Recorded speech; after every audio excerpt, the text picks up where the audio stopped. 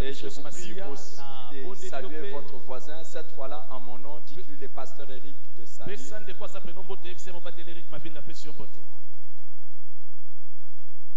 un bonheur de pouvoir partager avec vous les choses et les pensées que le Seigneur met dans mon cœur. Vaincre les excuses pour servir Dieu. Vaincre les excuses pour servir Dieu. C'est ça le thème que nous avons commencé le dimanche dernier. Et nous voulons poursuivre aujourd'hui, particulièrement en mentionnant les types d'excuses que nous devons vaincre pour servir Dieu.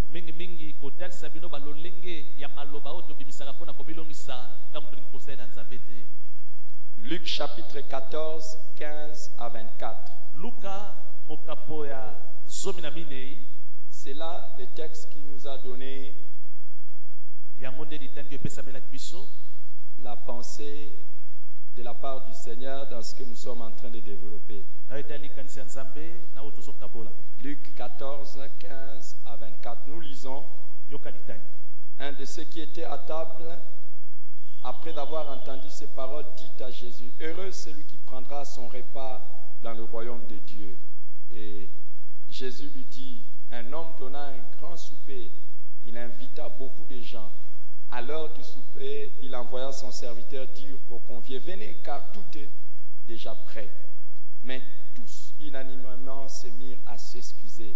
Le premier lui dit: j'ai acheté un champ et je suis obligé d'aller les voir. Excuse-moi, je te prie. Un autre dit: j'ai acheté 5 paires de bœufs et je vais les essayer. Excuse-moi, je te prie. Un autre dit: je viens de me marier, c'est pourquoi je ne puis aller. Le serviteur de retour rapporta ces choses à son maître. Alors le maître de la maison, irrité, dit à son serviteur: va promptement dans les places, dans les rues, et amène ici les pauvres, les extropiés, les aveugles et les boiteux. Et le serviteur dit: maître, ce que tu as ordonné a été fait, il y a encore de la place.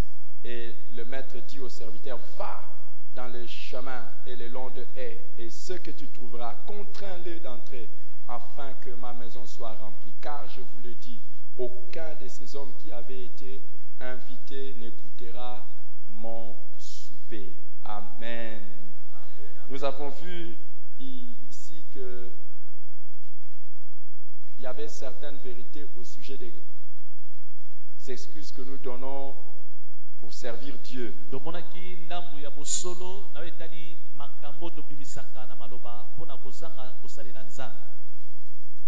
Plusieurs trouvent des excuses pour ne pas faire ce que Dieu attend d'eux. Mais nous avons vu aussi que les excuses sont une indication d'un manque de considération de l'appel ou de la chose à laquelle Dieu nous attend.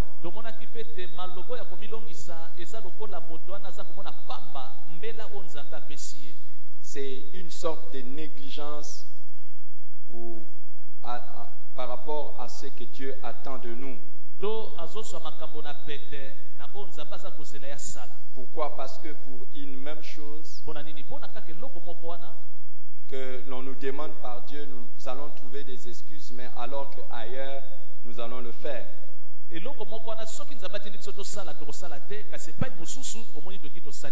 Nous avons donné plusieurs exemples dans ces sujets-là.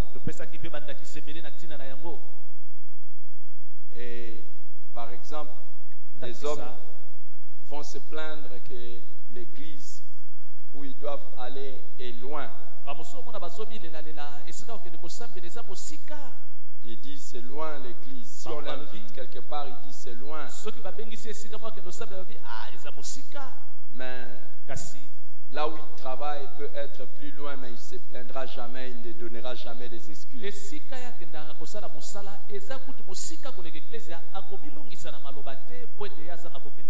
Là où ils étudient, c'est plus loin que là où Ils doivent aller prier Dieu, mais ils trouvent des excuses.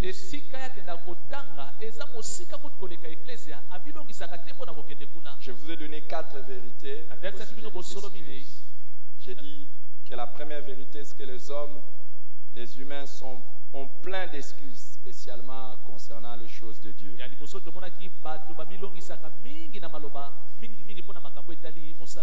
Quand il s'agit des choses de Dieu, il y a beaucoup d'excuses. Mais quand il s'agit d'autres choses, on est là. Là où est ton trésor, là sera ton cœur. Cela montre simplement que les choses de Dieu ne sont pas très intéressantes ou ne sont pas très valorisées à notre égard.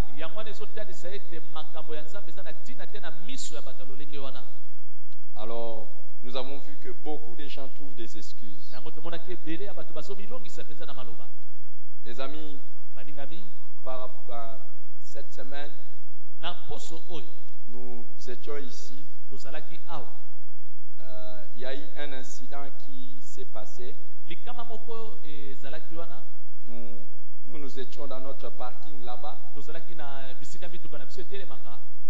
J'ai vu du coup des gens entrer avec certains produits qu'ils étaient en train de vendre.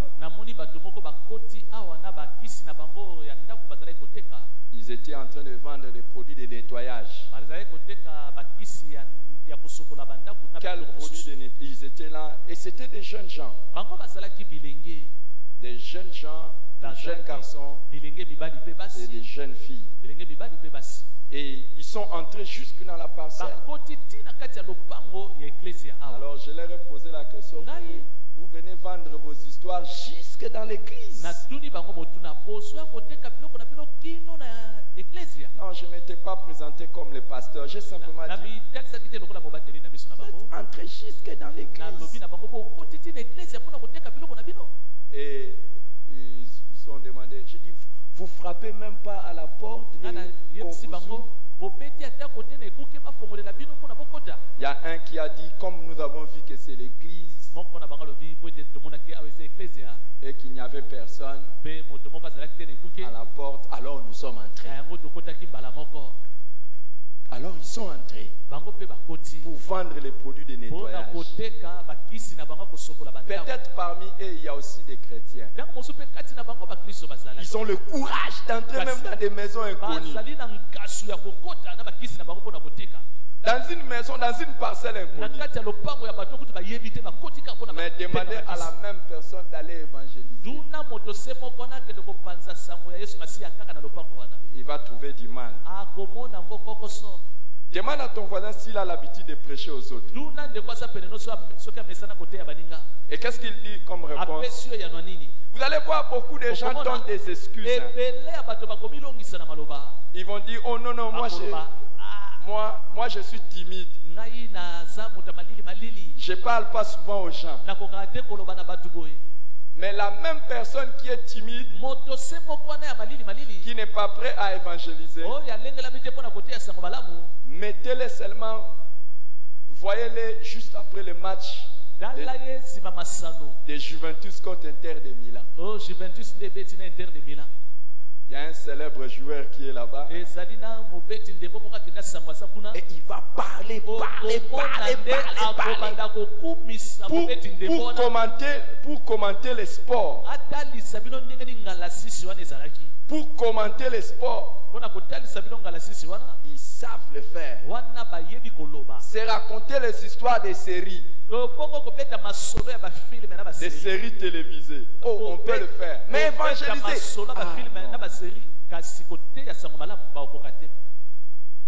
Facilement. Dans des groupes de services. Dans des groupes de collègues d'étudiants. On peut s'envoyer des blagues dans des groupes de téléphone, dans des groupes de réseaux sociaux. On peut s'envoyer n'importe quelle blague. Facilement, tu peux envoyer les blagues d'un homme qui est attrapé par sa femme. Mais envoyer un verset biblique dans les groupes, oh, hey. Vous voyez, hein? Pour faire autre chose, on imprimait pour. Quand il s'agit des choses de Dieu, là on commence à trouver des excuses. Il y a des gens qui sont dans des groupes dans lesquels ils s'envoient des blagues. Dans des groupes de réseaux sociaux, on s'envoie des blagues. Ou on s'envoie des articles pour améliorer notre connaissance. Mais tu ne te trouves dans aucun groupe où tu peux évangéliser.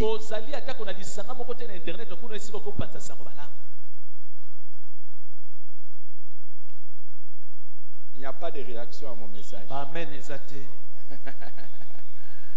Alléluia. On a toutes sortes d'excuses. Hein. Les humains sont comme ça. Mais on n'en a pas pour. Quand il s'agit maintenant d'évangéliser, là, ça devient un problème. Ça devient un problème. Aujourd'hui, tout le monde est en train de raconter à tout le monde ce qu'il pense être comme remède au coronavirus.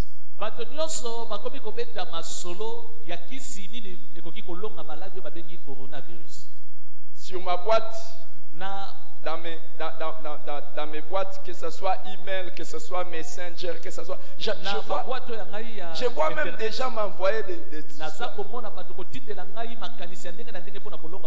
j'ai reçu un même message, je ne sais pas de la part de combien de personnes. Je suis tel. J'avais attrapé la maladie. Et où je connais la solution au Covid-19, au coronavirus. Tout le monde balance ça. Tout le monde. Alors qu'il y a une maladie qui tue depuis des siècles. Depuis des siècles. Et nous connaissons la personne qui a les produits pour soigner ça. La personne qu'il faut. Les péchés. Les péchés, ça tue. Le coronavirus a tué jusque-là autour de 2000 et quelques personnes. Mais je vais vous dire, dans la même période, des millions de gens sont en train de mourir à cause du péché. Mais nous, chrétiens, nous sommes faciles. Hein? Oh, ça, je peux envoyer. Que tout le monde sache comment faire. Il y en a même qui savent déjà qu'est-ce qu'il faut prendre pour ne pas pour guérir du corona. Quand ça viendra, quel médicament il faut prendre? Hein? Hein? Oh, toi tu parles dans le micro. Qui connaît les médicaments qu'il faut prendre? Mais qui connaît les médicaments qu'il faut pour soigner le péché du monde? Est-ce qu'on le partage?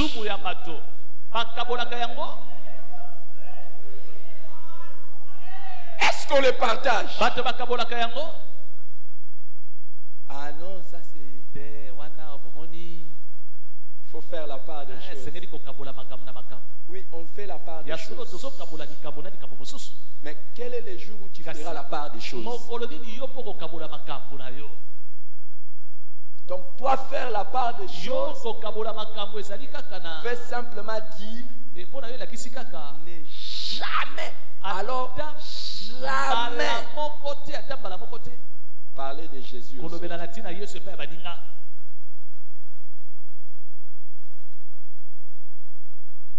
Les humains ont toujours des excuses. La deuxième vérité, nous avons vu que les excuses nous privent de grandes bénédictions. Tous ceux qui ont refusé l'invitation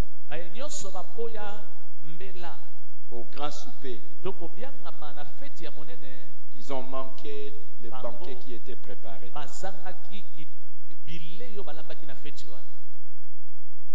Ils ont manqué. Et ils ont été remplacés. Chaque fois que Dieu a besoin de toi et que toi tu refuses, sache que Dieu ne souffrira pas du manque. Il y aura beaucoup plus de gens à ta place. Alléluia. 3 personnes ont refusé l'invitation.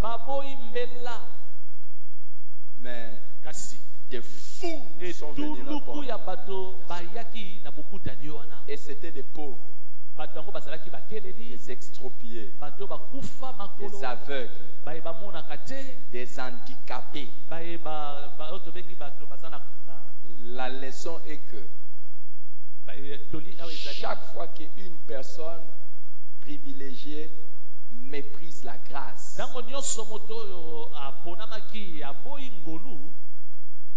un moins qualifié prendra sa place. L'appel de Dieu, c'est un privilège. Mais si tu refuses ça, sache qu'un moins qualifié que toi va le faire. J'ai pris pour la grâce de ne jamais être remplacé. J'ai pris pour la grâce de ne jamais être remplacé. Vous savez, Dieu m'appelle par exemple à prêcher. Peut-être que je connais 2 livres de la Bible. Si j'essaie de donner des excuses, Dieu utilisera une personne qui ne connaît qu'un verset. Et son peuple sera édifié. Je dois vous rappeler que le ciel ne sera pas vide. Donc si quelques-uns ne veulent pas se convertir, au moins il y en aura qui vont se convertir. Alléluia. Et si tu ne veux pas servir Dieu, tu fermes ta bouche. Dis à ton voisin, fais-lui vraiment avec geste. Dis-lui, si tu fermes ta bouche. Regarde-le, si tu fermes ta bouche. Si tu fermes ta bouche, dis-lui, Dieu utilisera même le muet pour prêcher l'évangile.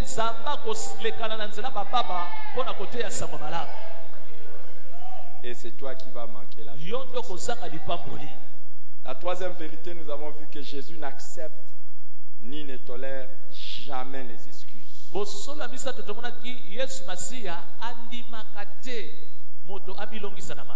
Il n'accepte pas les excuses. Il s'irrite. Les gens qui présentent les excuses sont généralement polis. Mais je vais vous dire, malgré votre politesse, Jésus est irrité. S'il vous plaît, Monsieur Jésus. S'il vous plaît, Monsieur Jésus. Je suis venu à l'église en retard à cause de.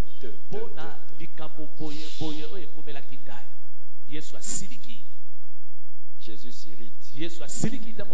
La 4e vérité que nous avons partagée le dimanche dernier, c'est que rien de significatif n'a jamais été fait là où il y a les excuses qui sont tolérées.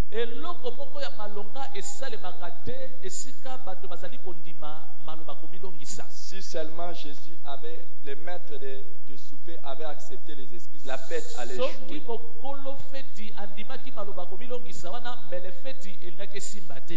La fête allait échouer.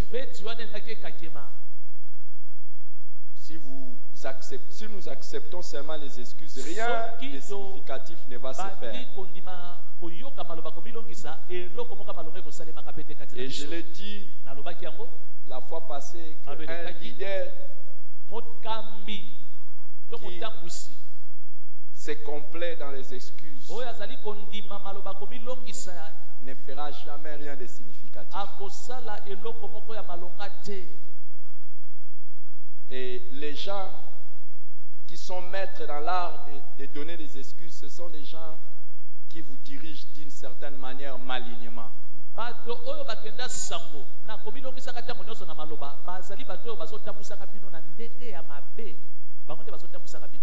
Au fait, quand vous êtes leader et que quelqu'un se plaît à vous donner des excuses, c'est que quelque part, il est en train de vous donner des leçons.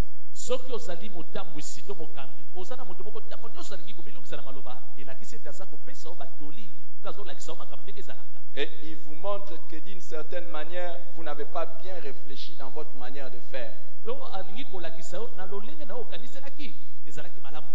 Quand vous avez un travailleur qui vient toujours en retard et qui donne des excuses, c'est une autre manière de vous accuser que vous lui avez demandé de commencer le travail plus tôt qu'il ne devait.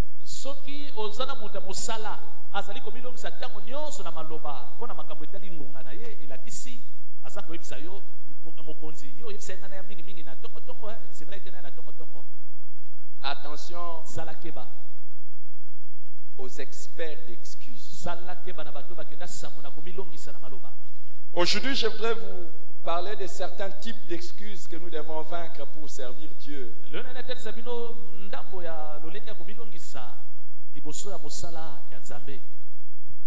y a des types d'excuses que nous pouvons vaincre et que nous devons vaincre. Si nous avons vraiment besoin de servir Dieu correctement. Les premiers types d'excuses que nous devons vaincre, c'est les excuses de ne pas venir à Jésus pour être sauvé.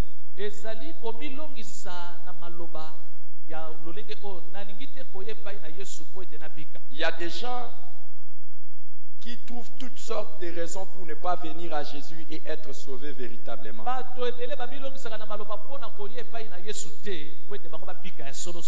Et la première excuse qu'il faut vaincre si vous avez besoin d'être sauvé,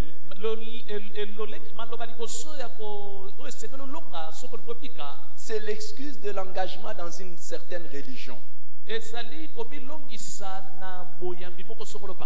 Beaucoup, quand Dieu les appelle au salut, ils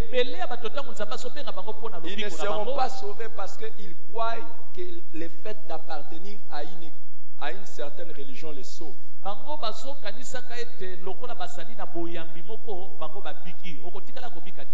Si vous lui parlez de Jésus, Jésus veut te sauver. Jésus a besoin de toi. Il va te dire, excuse-moi, j'ai mon église où j'ai pris. J'ai pris dans telle église. Viens à Jésus. Les amis, l'exemple de Nicodème va condamner toutes les personnes qui sont des religieux qui ne veulent pas être sauvés. Tout véritable religieux, tu peux être dans n'importe quelle église. Parole de vérité, assemblée de Dieu, la borne, tu peux être Sebeko, église baptiste, église pentecôtiste, église charismatique, église presbytérienne. Tu peux être dans n'importe quelle église. Mais quand tu n'as pas Jésus, normalement tu sens le vide qu'il y a au fond de toi. Et tu ne dois pas continuer à donner des excuses pour ne pas venir à Jésus et être sauvé.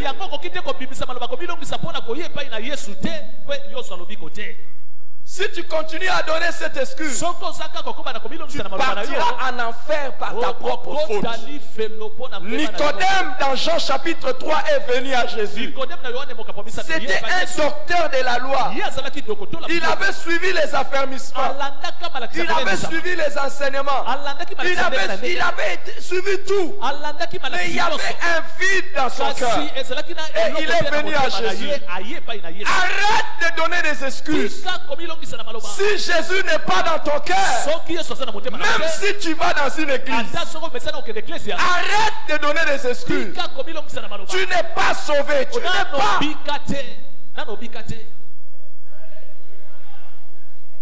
Viens à Jésus.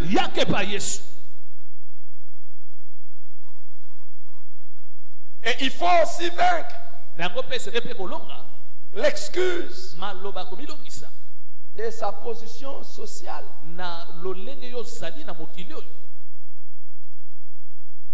Pour ne pas venir à Jésus. Il y a beaucoup de gens qui ont honte de se donner à Dieu à cause de leur position sociale. L'exemple de Zachée vous condamne. C'était un homme respectable dans la société, un collecteur d'impôts, et qui a grimpé un sycomore parce qu'il voulait voir Jésus. L'histoire nous est racontée dans Luc chapitre 19. Il a bravé la foule. Et il est monté jusque sur l'arbre afin de pouvoir voir Jésus. Il n'a pas regardé son rang social. Il n'a pas regardé. Et il est venu. Quand Jésus lui a dit viens, il est descendu de l'arbre et il est venu. Je vois quelqu'un ce matin quitter là où il était, venir à Jésus, ne pas tenir compte de son rang. Et il ne faut pas non plus tenir compte de l'opinion des autres ou de sa mauvaise réputation comme une excuse pour ne pas venir à Jésus. Il ne faut pas prendre ça comme excuse pour ne pas venir à Jésus. Il y en a d'autres qui disent je suis trop pécheur, j'ai trop fait de mal, je ne pourrai pas devenir un vrai enfant de Dieu. C'est faux et archi faux. Peu importe ce que tu as fait de mal, peu importe ce que tu as fait de mal, tu peux venir à Jésus et Jésus va te sauver. Dans Luc chapitre 7, on nous parle de l'histoire d'une femme pécheresse. On nous parle d'une femme qui était pécheresse. Luc chapitre 7, de 37 à 48. Cette femme, quand elle a entendu parler de Jésus, elle s'est approchée de Jésus et elle s'est mise au pied de Jésus. Elle a commencé à pleurer. Elle a rompu le vase d'albâtre qu'elle avait, le parfum qu'elle avait, et elle a répandu au pied de Jésus. Et elle s'est mise à essuyer le pied de Jésus avec ses cheveux. Et les gens qui étaient dans la maison ont dit, comment Jésus a-t-il pu laisser cette femme entrer et venir jusqu'à ses pieds? S'il savait qui et de quelle espèce elle est, il n'allait pas le pouvoir. Mais Jésus a sauvé cette femme. Peu importe votre réputation, vous pouvez venir à Jésus. Peu importe la teneur de vos péchés, même si on vous connaît comme ayant 7 démons, Jésus peut vous sauver. Alléluia. Ce matin, je crois qu'une personne ne donnera plus cela comme excuse et il viendra à Jésus. Le deuxième type d'excuse qu'il nous faut vaincre pour servir Dieu, ce sont les excuses de ne pas marcher dans la sanctification. sanctification. Des excuses pour ne pas marcher dans la sanctification.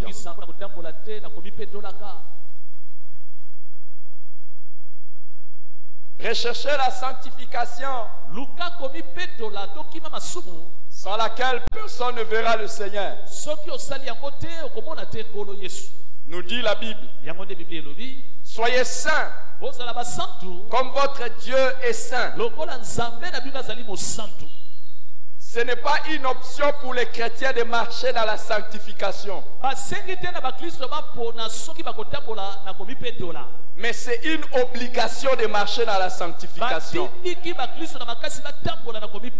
Nous n'avons pas d'autre choix que de marcher dans la sanctification, loin du péché.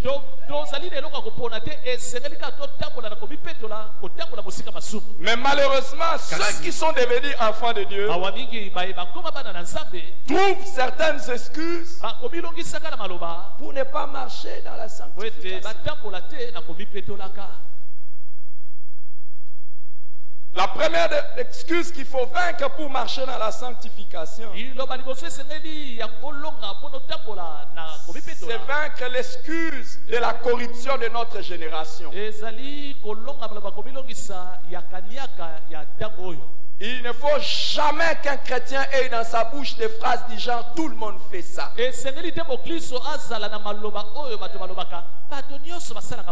Si tout le monde fait ça, nous ne sommes pas tout le monde. Nous sommes dans le monde, mais nous ne sommes pas du monde. Les choses qui sont tolérées dans notre génération ne sont pas nécessairement tolérées pour nous les chrétiens. Ne donne jamais comme excuse. C'est notre temps, c'est notre génération.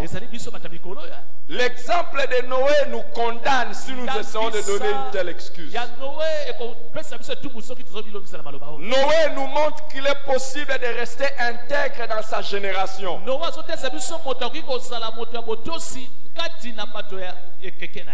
Dans Genèse chapitre 6, alors qu'on nous dit qu'à cette époque, les gens s'étaient détournés complètement de Dieu et faisaient toutes sortes de mauvaises choses. Au verset 9, on nous dit, Noé était un homme juste et intègre en son temps. Noé marchait avec Dieu. Regarde la personne à côté de toi. Pose-lui la question sur son nom.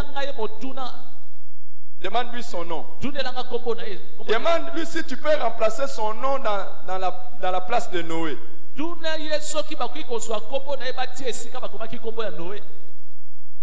Est-ce qu'il t'a donné la permission? Alors, regarde-les et répète cette phrase avec moi. Oscar est un homme juste et intègre dans son temps. Oscar, non, toi dis le nom de ton voisin. Est-ce que c'est la vérité?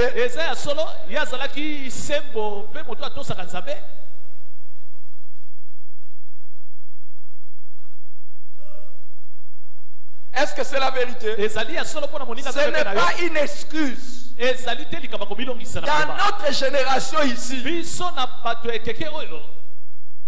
quand les hommes ne peuvent pas être fidèles à leur femme, il y a des hommes qui sont fidèles à leur femme.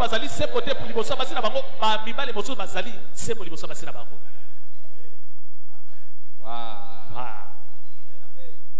Et l'excuse qu'il faut aussi vaincre pour marcher dans la sanctification,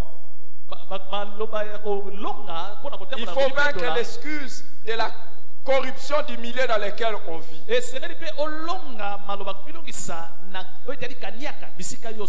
J'entends souvent les gens dire c'est difficile actuellement dans les universités congolaises de commencer et de finir sans tricher. Vrai ou faux? D'ailleurs, ils disent pas comme ça, ils disent c'est impossible. C'est impossible. Est-ce que tu peux vraiment commencer et finir sans corrompre, sans tricher? Et il y en a même qui disent Dans notre monde d'aujourd'hui, c'est difficile de pouvoir trouver un garçon qui se marie chaste.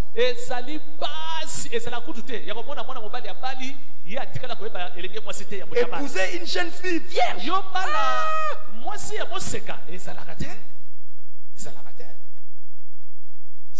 Dans notre milieu d'aujourd'hui, c'est devenu difficile.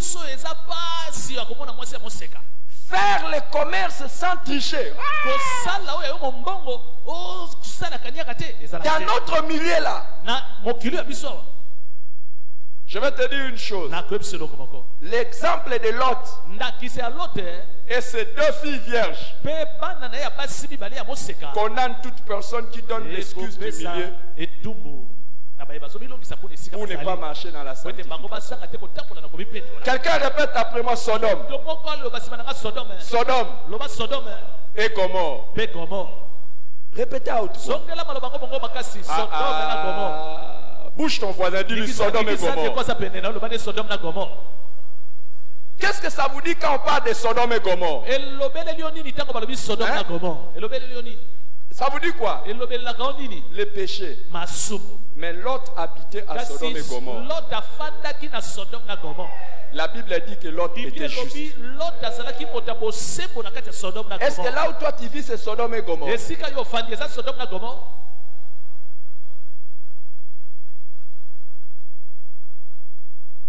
que là où tu vis c'est Sodome et Gomorre? Nos sœurs en Christ, là où vous vivez, est-ce que c'est Sodome et Gomorre? Mais les amis, à Sodome et à Gomorre, quand les gens de Sodome et Gomorre ont vu les deux anges et qu'ils voulaient commettre l'homosexualité,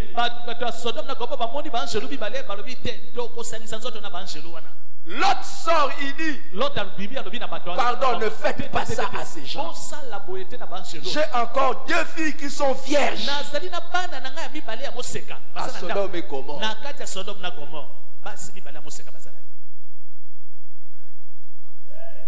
À Sodome et Gomorre, une fille peut rester vierge. Et un homme peut rester chaste.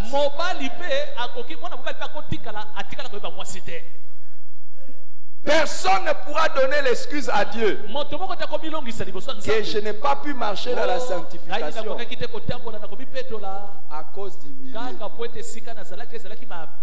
Moi je connais les étudiants ou dans des universités, dans des auditoires où tout le monde triche. Lui n'a jamais triché. Tu ne peux pas donner un bon amen parce que toi-même, quand tu regardes ton parcours ou bien si tu es dedans, il y a des gens, si Dieu doit regarder leur sanctification dans les études, il y a des diplômes pour lesquels il n'exaucera jamais une prière pour l'embauche. C'est un diplôme obtenu au moyen de corruption, de tricherie.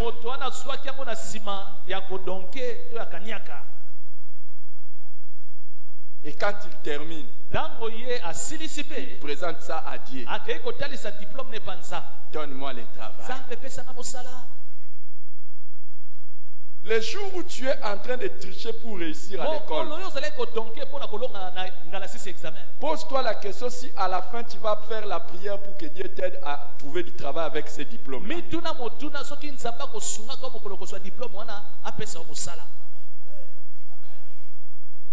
Vous m'avez lâché. On va prier pour que Dieu bénisse tous les diplômes obtenus avec tricherie.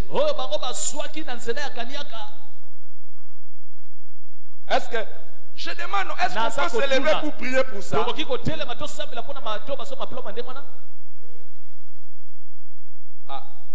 Vous m'avez lâché. Qui veulent prier avec moi?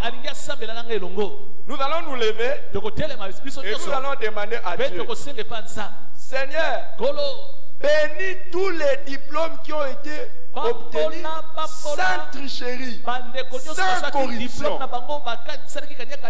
Lève-toi, oh Dieu. Et nous allons faire la seconde prière. Que tout celui qui a obtenu un diplôme avec tricherie ou corruption, Seigneur, même si par hasard il a déjà trouvé le travail, détruis ce travail.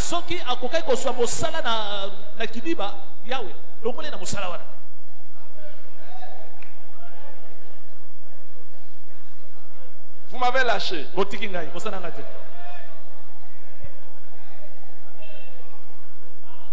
Qu'on fasse cette prière. Que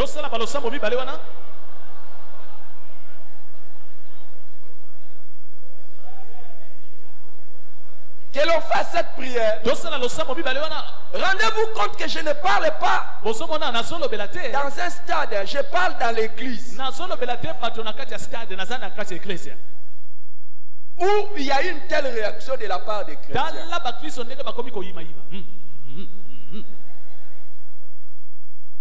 Mais les amis, attention, vous pouvez croire à la miséricorde de Dieu. Mais sachez que Dieu a dit, je ne prends jamais un coupable pour un innocent.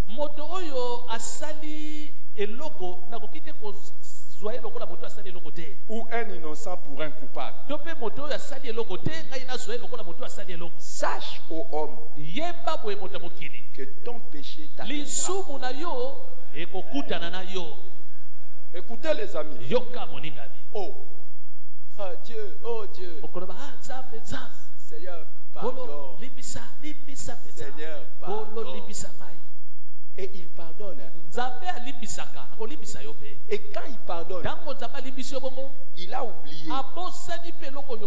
Il a totalement oublié. Est-ce que tu peux pas donner un bon amen? Mais la matière pour laquelle tu as triché, après le pardon de Dieu, est-ce que tu es allé les revoir? Et si tu n'es pas allé les revoir, si tu rencontres ça maintenant dans la vie,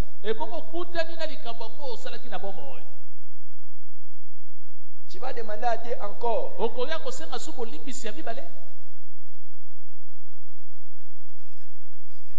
Vous êtes avec moi ou bien?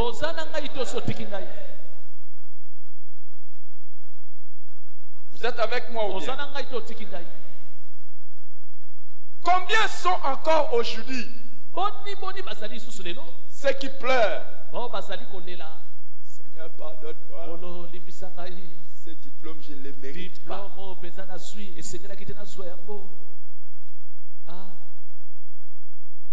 Est-ce qu'il y en a qui font ça?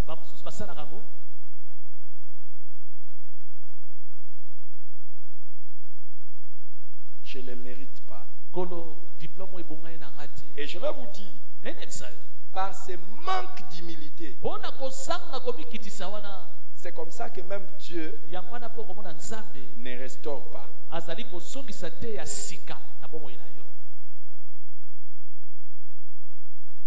L'excuse d'humilier pour ne pas marcher dans la sanctification ne fonctionne pas. Ne donnez pas non plus l'excuse de la corruption du milieu du travail. Là où je travaille. C'est le système de là où je travaille. Tout le monde fait ça. Tout le monde peut faire tout. Mais toi, tu ne peux pas faire. Il y a des avantages que les autres s'offrent dans le travail. Mais qui, toi, étant convaincu par le Saint-Esprit, c'est un péché, ne t'offre pas cet avantage.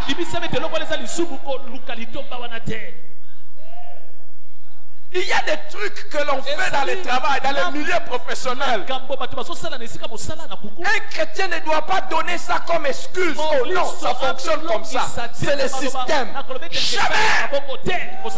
Celui qui vous a appelé est saint, marchez dans la sanctification. La Bible nous donne l'exemple de Daniel. Dans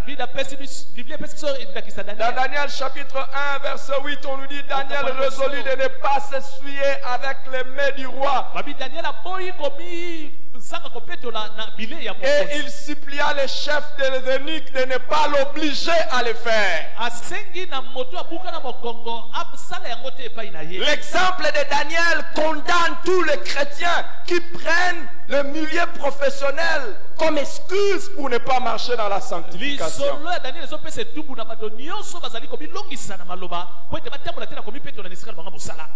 Et l'exemple de Joseph est en train de nous montrer que tout ce qui donne comme excuse la provocation sont inexcusables.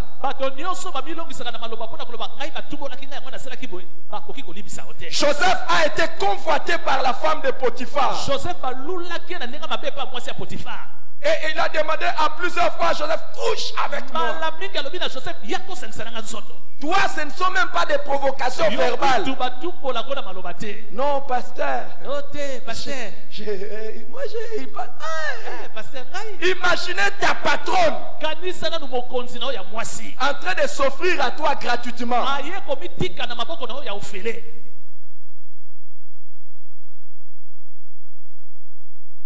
Ce n'est plus une tentation à 2 kilomètres.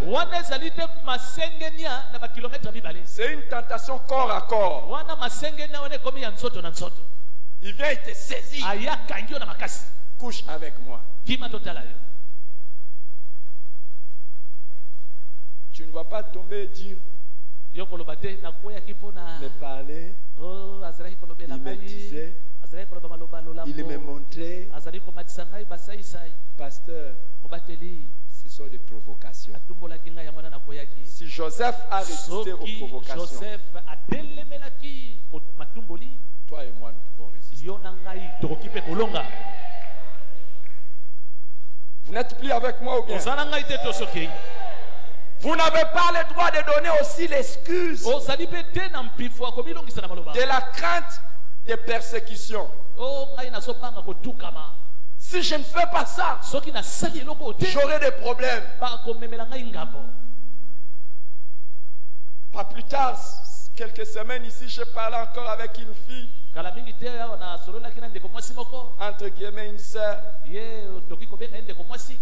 qui a donné son corps à un professeur d'université par crainte de que si je ne fais pas ça, je vais échouer.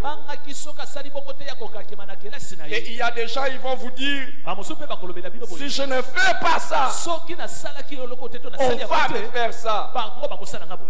Si je ne mens pas, papa, maman ou mon mari va me créer des problèmes. L'exemple de Shadrach, Meshach et Abednego vous condamne, me condamne. On leur a dit, si vous ne vous prosternez pas devant la statue, on vous jettera dans la fournaise ardente. Et dans Daniel chapitre 3, il nous a dit que Shadrach, Meshach et Abednego ont dit à Nabucodonosor que, oh roi, sache que nous n'allons pas nous prosterner devant ta statue. Et même s'il faut que tu nous jettes dans le feu, nous acceptons. Les vrais chrétiens sont ceux qui disent, je suis prêt à subir n'importe quoi, même l'échec, même le licenciement du travail, mais je ne veux pas me corrompre. Et comme Shadrach, Meshach et Abednego, ils vont dire, Dieu me délivrera de cette épreuve.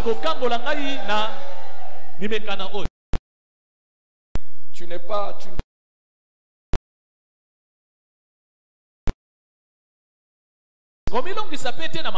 Les péchés d'un serviteur de Dieu. Ah, il y a un serviteur de Dieu qui a fait le mal. Les hommes de Dieu sont d'abord hommes avant d'être des dieux. Ils sont des hommes avant d'être des dieux. En tant qu'homme sans péché, c'est Jésus-Christ. Si tu regardes les péchés d'un homme de Dieu, pour toi aussi pécher, tu seras condamnable. L'exemple de Samuel te condamne. Dans le temple. N'est-ce pas?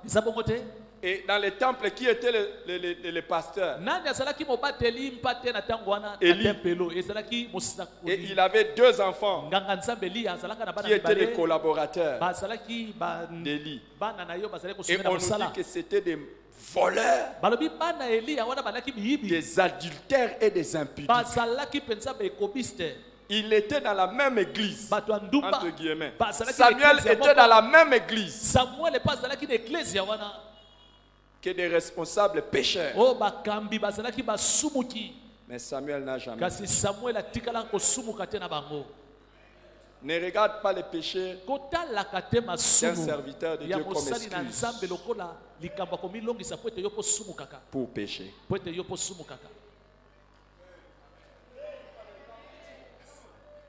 Marche dans la sanctification. Ce n'est pas à toi de juger les hommes de Dieu. Mais ne pensez pas qu'un homme de Dieu qui pêche, Dieu ne le châtie pas parce qu'il est homme de Dieu. D'ailleurs, sachez que plus vous êtes en train de monter avec Dieu, plus votre péché est châtié sévèrement. Le jour où on t'appelait frère, si tu essaies de pécher, il y a un degré de châtiment. Le jour où tu es devenu berger, le châtiment de Dieu, le degré de châtiment si tu pêches monte. Et quand tu as eu l'honneur et le privilège d'être établi berger des bergers, le degré de châtiment monte. Les 2 enfants d'Élie qui étaient des pécheurs dans le temple, ils sont morts brutalement. Regardez tous les serviteurs de Dieu, les péchés qu'ils ont commis. Dieu les a frappés plus sévèrement. Abraham, même pour seulement avoir eu à suivre le conseil de sa femme et coucher avec sa servante, il a créé des problèmes au monde entier jusqu'aujourd'hui.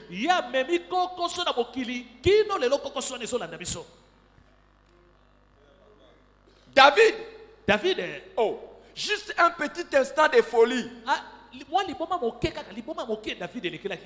Il a convoité la femme d'Uri. Il a couché avec. Et il a tué cet homme.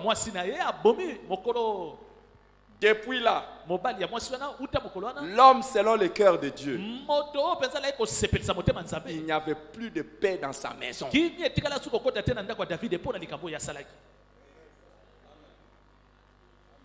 La Bible dit à celui à qui on a beaucoup donné, on demandera beaucoup.